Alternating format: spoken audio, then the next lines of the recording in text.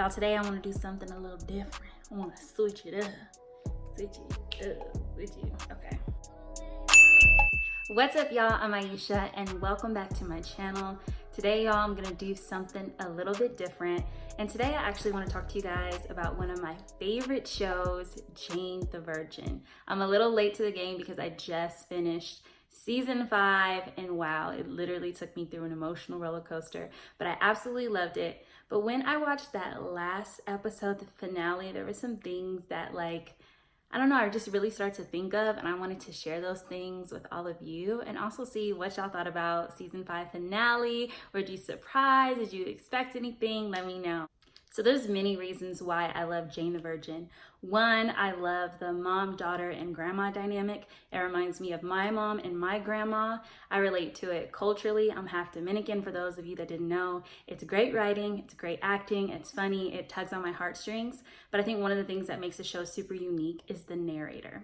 The narrator is the person from whose perspective the story is told. They give commentary, they give you insight to how the character is feeling, and season 5 finale revealed who that narrator is. If you haven't watched it, you may not want to keep listening. And the narrator is Mateo, their son. And I think that's so cool, and it just gave me perspective all along, like how he's been, explaining things and adding commentary and saying things. And then it got me thinking about this season of my life and just my life in general. Aisha, who is the narrator in your story? Whose voice are you letting speak into you and guide into you? And for a few weeks, this past season, it was definitely the enemy. It was the enemy speaking to me. It was the enemy saying things and narrating my story. And then, when you're narrating your story, it can be good in one season when you're good, but you can also be off in how you perceive things. So one of the things that I've been praying the past few months is, God, give me a kingdom perspective. Give me a kingdom perspective on every situation that I encounter and every person that I encounter, because I want God's narrative on my circumstances. I want God's narrative on people that I interact with. And as I was watching Jane the Virgin, that's just something that came to mind. I thought that was really cool, and I wanted to share it. I just made up a word. I wanted to share that with y'all to get y'all thinking about that question.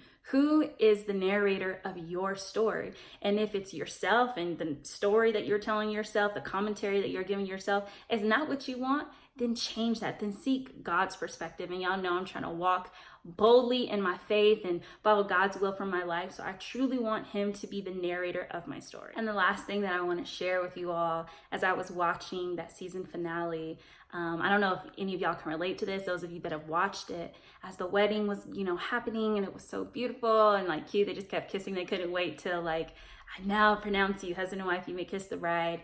I was kind of waiting for something bad to happen, for a cliffhanger to happen. And then when it ended and, the credits rolled, I didn't know if they was gonna pop out and show a little teaser or something else. And it almost shocked me that it ended on a good note, that they truly had a happy ending, even though I think they kind of hinted at that in telenovelas, that there's always a happy ending.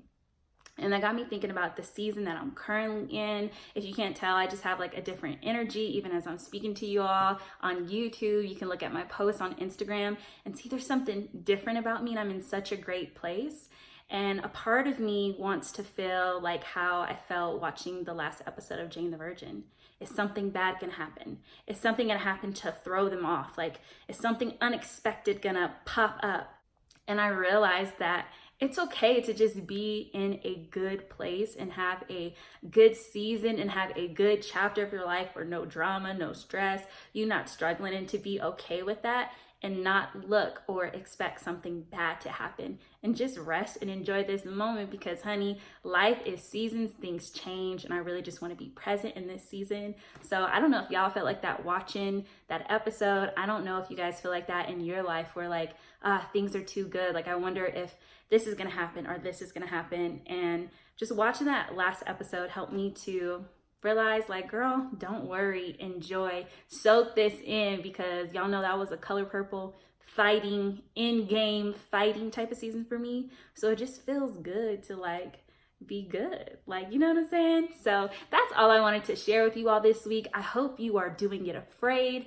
I hope my last video made you think about possibly having a social media break or implementing some boundaries that work. I'm so excited to see where the rest of this year leads me, what happens. I'm still out here doing it afraid. I have something really cool to share with you guys for my journey, probably later in October, because I gotta wait till everything is cool. But I hope you enjoyed this video. Make sure you comment, like, subscribe, and share. Pass them along to somebody. Maybe somebody was running across your mind as you were watching this video. Love y'all, and I'll see you next week. Peace. You know I had to throw up the peace. That's what I do.